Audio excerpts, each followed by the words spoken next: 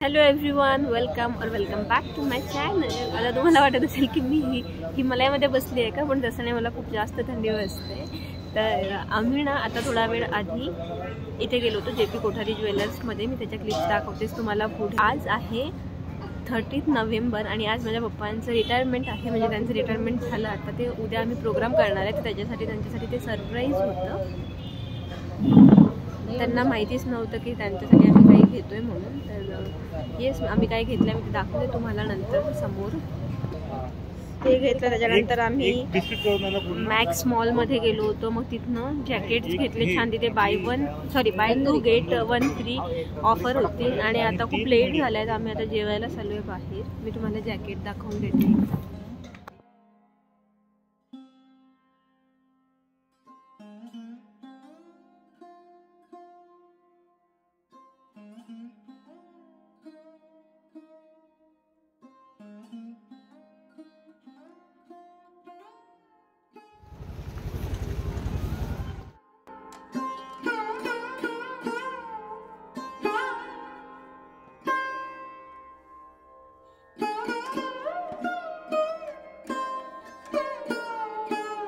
आहे गिफ्ट, जे ऑफकोर्स आता सरप्राईज नाही आहे. मगाशीच होते ते सरप्राईज आणि तिथे काही मी कॅप्चर करू शकले नाही.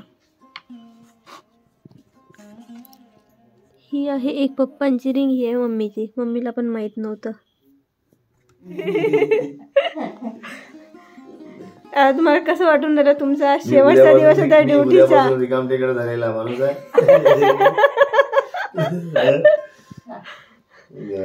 सौर इकडे ना, मी उद्यापासून रिकाम टेकत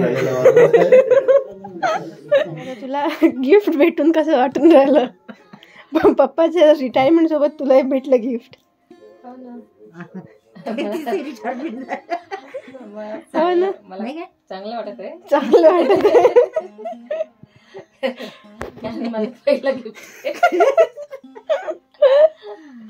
अजून आता पप्पा रिटायर होऊन राहिलं, वाटून राहिलं. छान वाटतंय.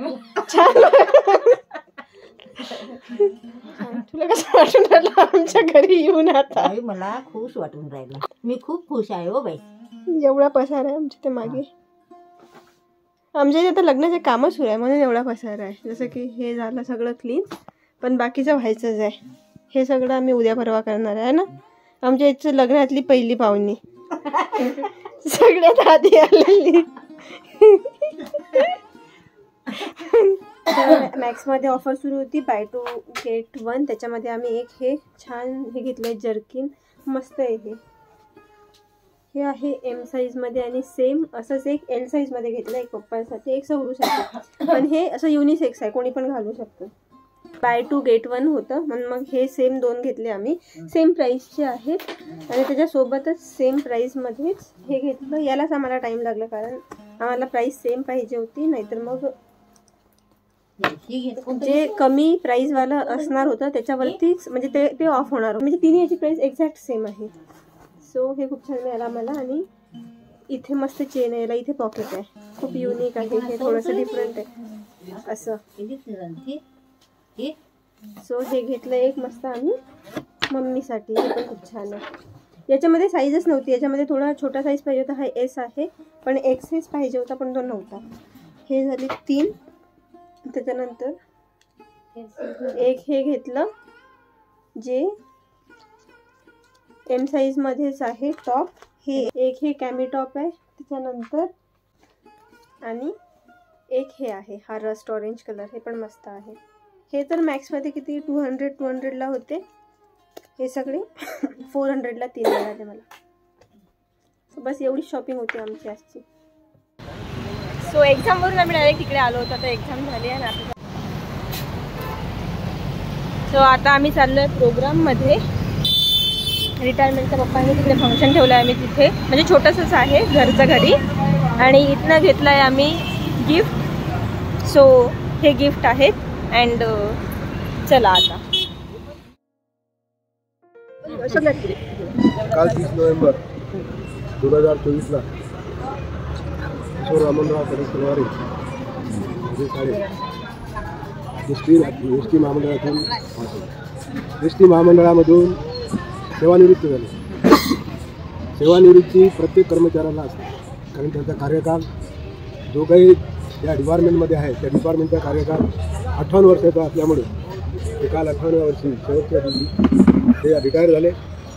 त्यांचा कार्यकाळ सकुशल पार पडला आणि त्यांचं त्या डिपार्टमेंटमध्ये त्यांनी जे कार्य केलं ते कार्य म्हणजे वाखाणण्यासारखं कार्य होतं. ते प्रत्येक टेबलवर त्या कोणत्याही टेबलवर त्यांना टाकल्यानंतर दिल्यानंतर ते काम प्रत्येक टेबलचं काम ते सुरळीतपणे पार पाडले. आणि इतकंच नव्हे तर ज्या ठिकाणी त्यांना कामगिरी दिली त्या कामगिरीवर असताना म्हणजे जे वरिष्ठ ATS की आहे हे जे काही डेप्युटी मॅनेजर समजा होते पण ते त्यांना चांगल्या प्रकारचं बिलकुल होते की त्यांना हे माहीत होतं की यांना कोणत्याही टेबलवर त्यांना जर दिलं तर ते चांगल्या प्रकारे काम करतात. आणि आता हे तिथून सेवानिवृत्ती झाल्यानंतर त्यांना अधिकाऱ्यांना त्यांची उणीव भासेल, कारण की तुमचं कार्य जे होतं फार चांगलं आणि सगळ्यांना मिळून मिसळून घेऊन अशा प्रकारे आज काल निवृत्त झाले. आज आपण या ठिकाणी उपस्थित झालो आणि आज आपण या ठिकाणी त्यांच्या स्वच्छनिवृत्तीच्या अनुषंगाने त्यांनी आपल्याला या ठिकाणी आमंत्रित केलं, आपल्याला भोजन देण्यासाठी आपण त्यांचा सत्कार आपण केला पाहिजे या उद्देशाने आपण या ठिकाणी बोललो आहोत. म्हणून आज आपण त्यांना शुभेच्छा देण्याकरता आणि उर्वरित त्यांचा आता कधी पुढील भविष्य उर्वरित काळ त्यांचा सुखी समाधानी आनंदीदायक व्हावं, रोगदायक व्हावं आणि दीर्घायुष्य लाभावं अशा प्रकारे त्यांना शुभेच्छा देतो. सर्वांना विनंती करतो की आणखी कोणाला काही बोलायचे असेल तर स्वतःहून तुम्ही बोलू शकता.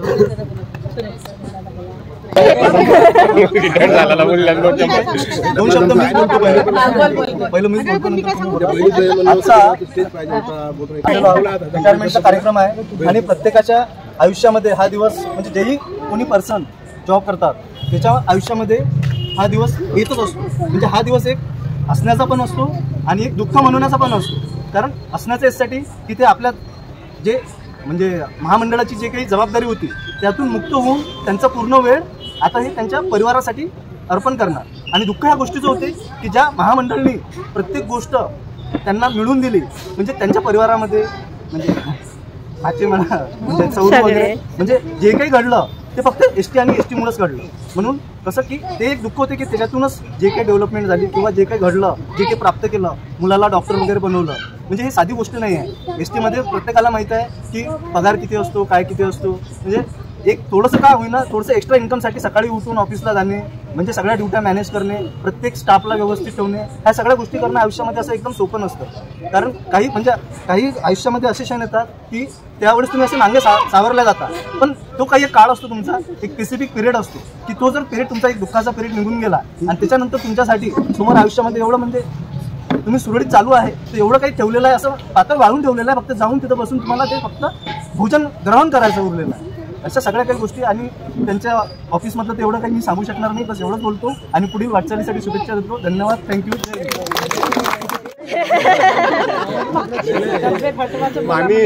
आज ऐकते मामा बोला तुम्ही.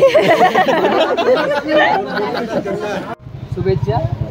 तुम्ही मी आता जेवढं जाणतो तेवढं मला माहीत आहे की कटक तलवारे परिवाराचं तुम्ही एक मुख्य झाड आहे. त्याची शाखा म्हणजे दीक्षाची आई. त्याला लागलेली जे तुम्ही दोन सुंदर फळे आहेत ती म्हणजे दीक्षा आणि सौरभ. मी एवढ्या दिवसात फक्त एवढं जाणू शकलो की तुम्ही जे संस्कार दिलेले आहे म्हणजे त्यांच्या डोक्यात अशी कुठली हवा गेली नाही पैशांची की तो आता डॉक्टर होत आहे. मला माहीत आहे मी प्रोफेसर आहे. मी पुष्कळच्या फील्डमधल्या मी मुलांना ओळखतो आणि जसं उपदानी आता सांगितलं की डॉक्टर व्हायला पुष्कळ मेहनत करावी लागते. ऑलरेडी आहेत डॉक्टर सोनोने. सौरभ डॉक्टर झाला. पण मी आता जेवढ्या वेळ त्याच्याशी बोललो किंवा मी दीक्षाला ओळखतो मला एवढं जाणलं की तुम्ही पैशाला महत्त्व न देता त्यांच्या डोक्यात हे भरवलं की श्रीमंतीपेक्षा समाधान महत्त्वाचं आहे. म्हणजे एवढं त्यांना नक्की कळालं की आपण पैशाने सोन्याचं पलंग तर विकत घेऊ शकतो पण झोप विकत घेऊ शकत नाही. आणि हे जे समाधानाचं आयुष्य तुम्ही त्यांना जे संस्कार तुम्ही त्यांना दिले आणि मला असं वाटतं तुमच्या आयुष्यभराची कमाई हे तुमचे 2 लेकरं आहेत. म्हणजे तो तर डॉक्टर झाला पण तुमच्या मुलीचाही मागच्या वर्षी 2 मार्कनी कर निर्धारण अधिकाऱ्याची पोस्ट गेली. निश्चितच ती आता पुढच्या वर्षी एखादी पोस्ट घेणारच 100% पुढच्या वर्षापर्यंत. ही तुमची खरी कमाई आहे आणि हे संस्कार आहेत तुमचे. त्यामुळे तुम्ही आणि ही जे आता सेवानिवृत्ती आहे हे ते तुमचा एंड नाही आहे तर ही नवीन तुमची सुरुवात आहे. तुम्ही आतापर्यंत केलेल्या मेहनतीची आज ही पावती आहे की बघा तुम्ही बसलेले आणि तुमच्या आजूबाजूला कितीतरी लोक आज जमा आहे. तुम्हाला धन्यवाद द्यायला, तुम्ही दिलेल्या आशीर्वादासाठी, आणि तुम्ही असंच आम्हाला मार्गदर्शन करा. तुमचं पावलावर पाऊल ठेवत आम्ही यशस्वी नसतो. जे काही त्यांनी मेहनत केली आहे म्हणजे एकदम 10-12 वर्षापासून आम्ही बघतो. जेव्हापासून आम्हाला समजायला लागलं, 15 वर्षापासून आम्हाला समजायला लागलं, त्याच्या आधी तर एवढं काही करत नव्हतं. तेव्हापासून आम्ही त्यांना बघितलं आहे की सकाळी 4 वाजता उठणं आणि 5 वाजता ऑफिसला जाणं, आणि त्याच्यानंतर रात्री पण 2-3 वाजेपर्यंत आमच्यासाठी काम करणं. मला कधीच त्यांनी असं मुलीसारखं बघितलं नाही. प्रत्येक गोष्ट जी म्हटली ती.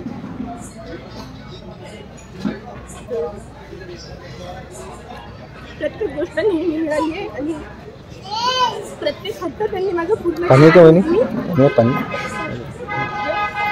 दोघांकडून एक आणि छोटासा गिफ्ट आणलंय.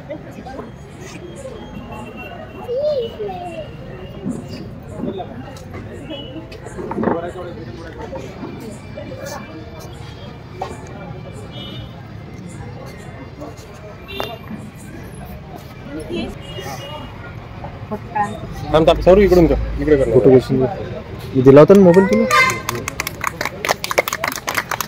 एक मिनिट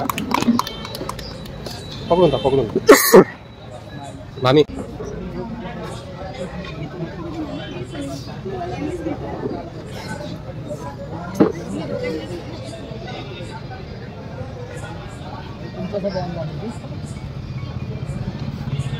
इकडे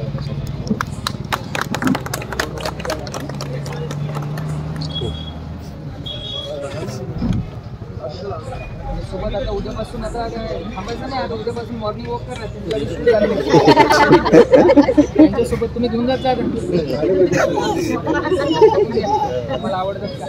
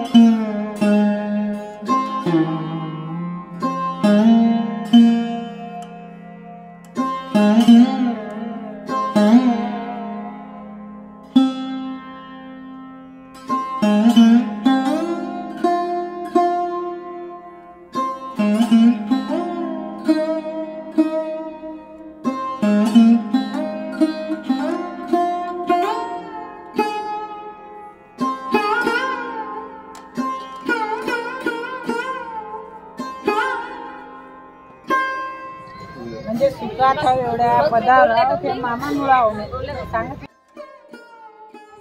उठायचा बाकी तयारी करून जायचा. त्याच्या मागोमाग त्याला उठवायसाठी हिरणी सहाय्य करायची पूर्ण. रोज 4 वाजता उठून त्याला द्यायची. पोराला पण कोण कोण उठवते ती. तर त्या किशोरच्या मागे तिचंही श्रेय आहे. आणि रात्री पण तो काही बिलं करायचं खूप रात्रच होत होते त्याच्यामुळे. आणि कसं त्यांनी मुलगा डॉक्टर केला, पण माझ्या वडिलांचं हे होता की त्याला डॉक्टर करायचं. माझ्या वडिलांचा विचार होता की किशोर डॉक्टर झाला पाहिजे. तर तो नाही होऊ शकला, पण त्यानं मग म्हणजे बाबाचे शब्द खरे करून दाखवले की त्यानं त्याचा मुलगा डॉक्टर केला.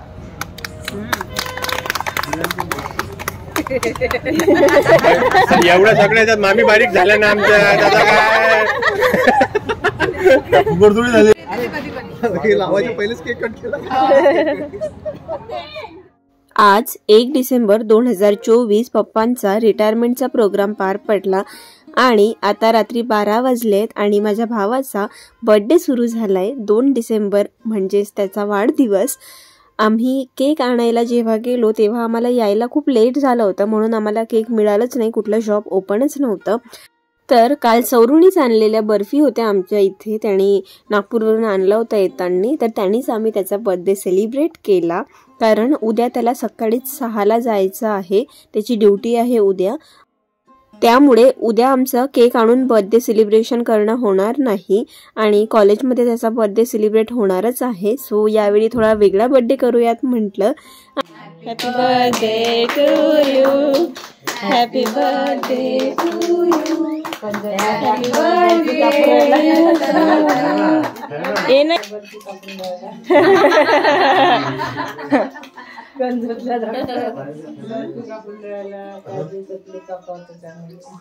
नाही ते त्याला सांगली तिथे, त्याला ते आवडते.